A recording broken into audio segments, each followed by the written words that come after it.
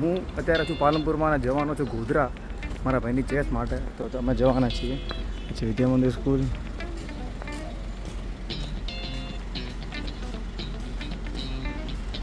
પેલું best of લક.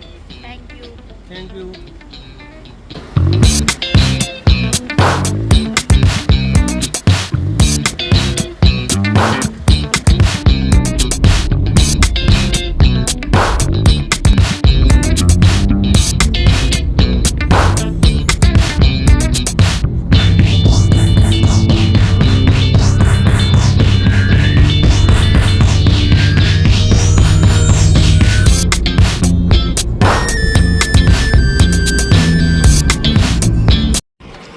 સો મિત્રો આપણે રેસ્ટ લેવા માટે અત્યારે અમદાવાદમાં એન્ટર થઈ ગયા છીએ અને ટી પોસ્ટમાં આવી ગયા છીએ. શું કે ભાઈલું શું ચાલે કે કંટાળી ગયો? અઢી કલાકથી ગાડીમાં બેઠા હતા આપણે, નહીં? કંટાળો આવી ગયો. હે કંટાળો આવી ગયો. ભાઈલું આપણે તો અઢી કલાકમાં થાકી ગયા, નહીં?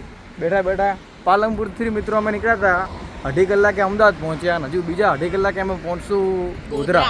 એટલે કમસે કમ 5 થી 6 કલાક થઈ જશે ગોધરા પહોંચતા પહોંચતા. તો બહુ અઘરી વસ્તુ થઈ યાર.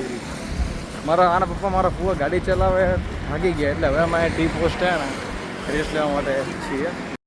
હાલ અમે ટી પોસ્ટમાં આવ્યા બ્રેક માટે. અઢી કલાક માટે અઢી કલાકે અમે બ્રેક લીધી. તો જો તમે ટી પોસ્ટમાં અમે આવ્યા છીએ અને ગાઈસ તમારા માણસોને એટલી બધી મોંઘી વસ્તુ છે ને કે તમે પહેલું પૂછીએ આપણે. પહેલું કહેતો તું આ ચા નથી પીતો તો એની માટે દૂધ મંગાવ્યું. તારું એક દૂધ કેટલાનું હતું? 100. વિચાર કરો, દૂધની પ્રાઇસ ખાલી નાની બોટલની 100 રૂપિયા અને ચાની પ્રાઇસ 35 રૂપિયા એકના.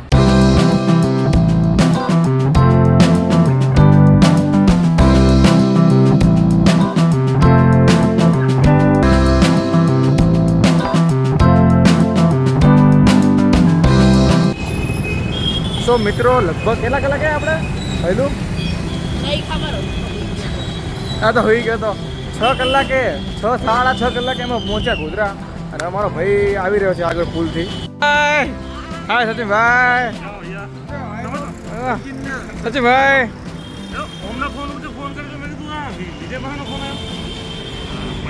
હા.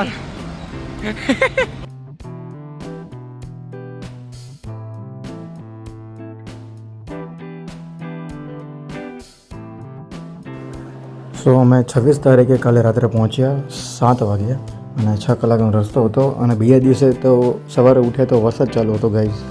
તો હવે બીજા દિવસે 27 તારીખે આજે મારા ભાઈની મેચ છે. તો તમે જોઈ શકો છો ફૂલ વરસાદ ચાલુ છે ગોધરામાં ગાઈઝ. તમે જુઓ બસો આવી રહી છે, પાણી ભરાઈ રહ્યું છે. તો હજી આપણે જવાનું છે જે સ્પોર્ટ ક્લબ છે, સ્પોર્ટ કોમ્પ્લેક્સ, ત્યાં જવાનું છે.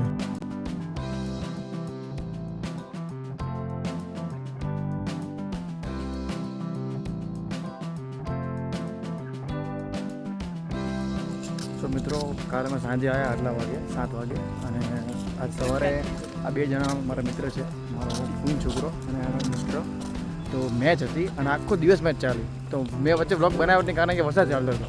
તો હવે અમે આવી ગયા છીએ સ્વામિનારાયણ જે છે ને સ્કૂલ ત્યાં જોવા માટે. ચાલો જઈએ. કેવી ગઈ મેચ? કેવી ગઈ? સારી ગઈ. મજા આવી?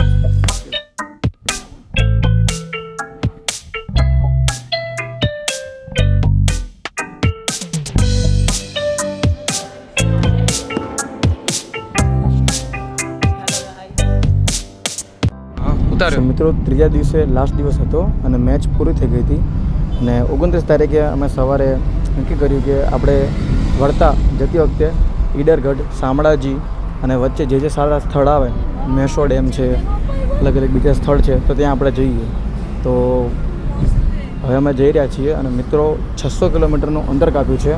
અને તો તમે આ વિડીયો ગમે તમને તો વિડીયો લાઈક કરજો, ચેનલ પર નવો હોય તો સબસ્ક્રાઈબ કરજો નવા વિડીયો જોવા માટે. અને બહુ મજા આવવાની છે આગળ.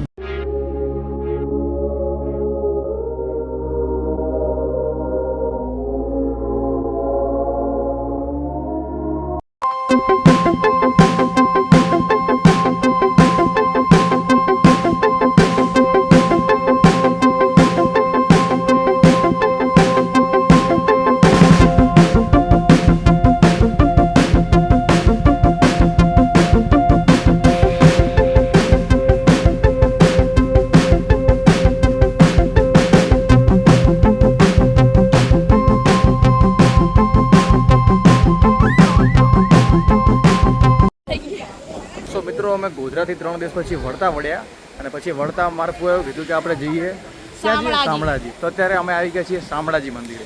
ગોધરાથી 134 કિલોમીટર અને આવી ગયા છીએ 2 કલાક પછી આવ્યા મિત્રો, એટલે વાર લાગશે પણ બહુ મજા આવી. અમારા ફૂનો છોકરો છે, તમે જોયો હશે મારા શોર્ટ્સના અંદર અને બ્લોગના અંદર.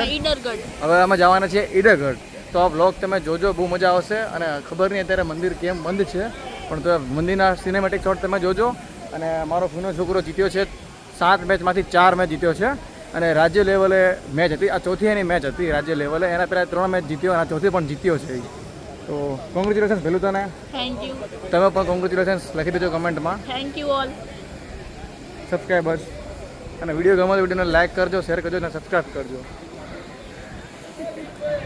હવે જુઓ તમે શોર્ટ્સ.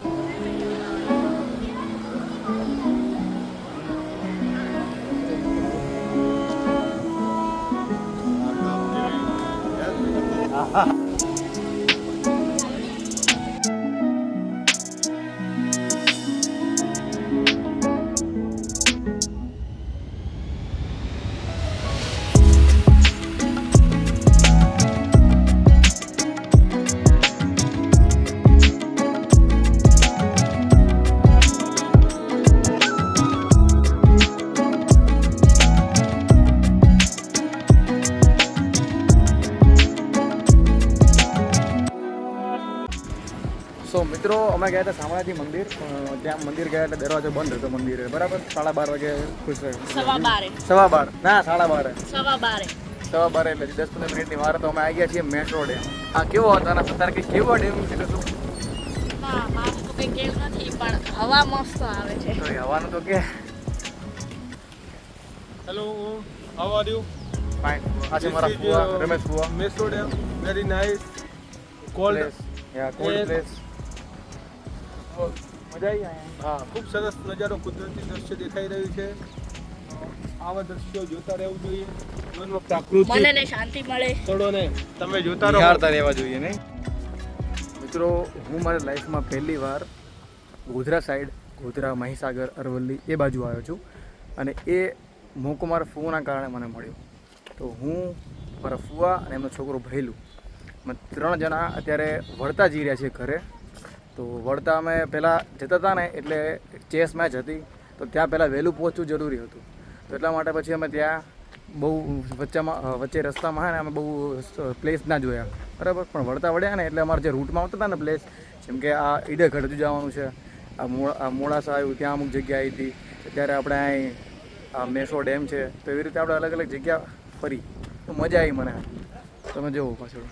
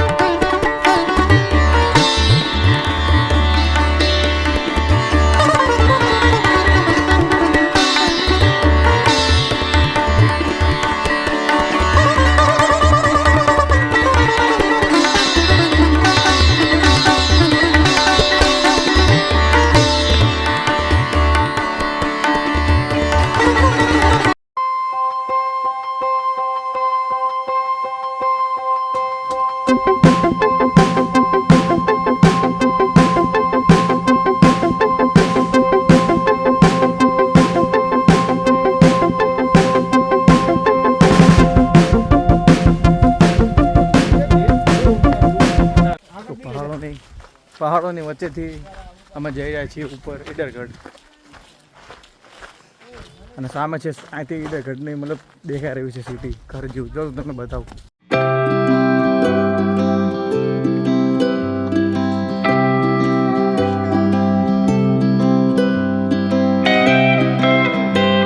સો મિત્રો 1 કલાક પછી અમે આવ્યા અને બહુ તમે જુઓ નીચે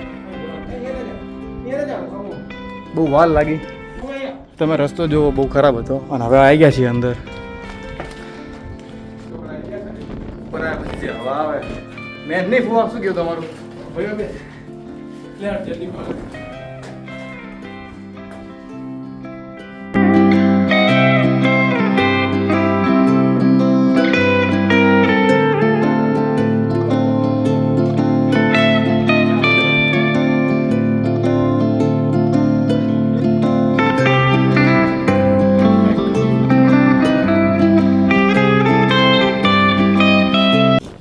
મિત્રો એકવાર તો તમારે અહીંયા આવવું જ જોઈએ જો ખાલી વ્યૂ જોવા માટે એકવાર તો તમારે આવવું જ જોઈએ અહીં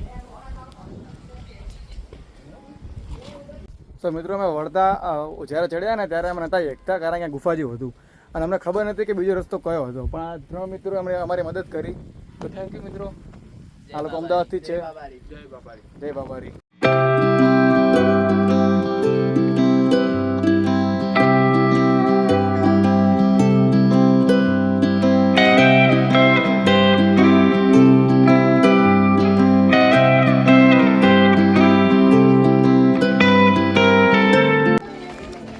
અડધા કલાક પછી નીચે ઉતર્યા તો તરસ લાગી હતી 2 પાણીની બોટલ લીધી અને આવા 6 લીંબુ શરબત મજબૂત થઈ ગયો 3 પેલા મિત્ર હતા અને 3 અમારા હતા તો મિત્રો બહુ મજા આવી વિડીયો ગમે તો વિડીયોને લાઈક કરજો ચેનલ પર નવો તો સબસ્ક્રાઈબ કરજો બનાવો